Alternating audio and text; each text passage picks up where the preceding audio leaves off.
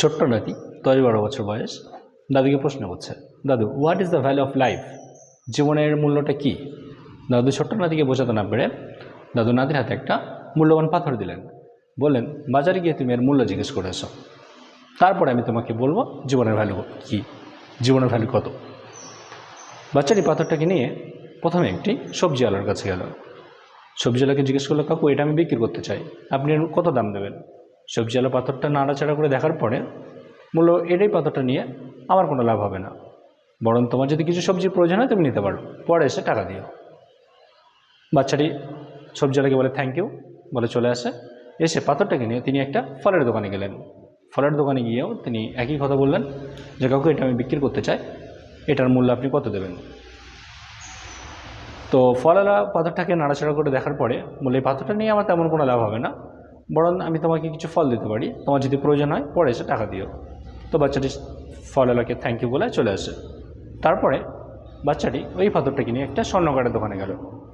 এবার স্বর্ণকার পাথরটা নাড়াচাড়া করে দেখার পর বেশ চকচকে পাথর। তো স্বর্ণকার তাকে বললেন যে এই পাথরটার দাম আমি আপনাকে 2000 টাকা দেবো।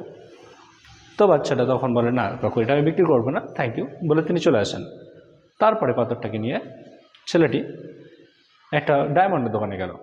ডায়মন্ডের দোকানে গিয়ে ডায়মন্ডের মালিককে বলেন, এটা আমি বিক্রি করতে চাই, এটার মূল্য আপনি কত দেবেন? ডায়মন্ডের যিনি মালিক ছিলেন পাথরটাকে নাড়াচাড়া করে দেখার পরে তার চোখের কোনায় জল চলে আসলো এবং তিনি বাচ্চাকে বলেন, এই পাথরটা তুমি কোথায় ফেলছ? এটা অমূল্য একটা সম্পদ, এটা কেনার মতো সামর্থ্য আমার কাছে নেই, আমি যদি দোকানের সমস্ত ডায়মন্ড তোমাকে দিয়ে দিই তাও এর মূল্য উঠবে না। তো বাচ্চাটি তখন বললেন থ্যাংক ইউ, এটা আমি বিক্রি করবো না বলে তিনি চলে আসলেন। কারণ পুরো গল্পটা দাদুর কাছে বললেন তিনি।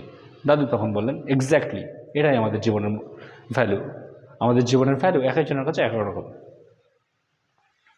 এই গল্প থেকে আমরা দুটো লেসন পাই।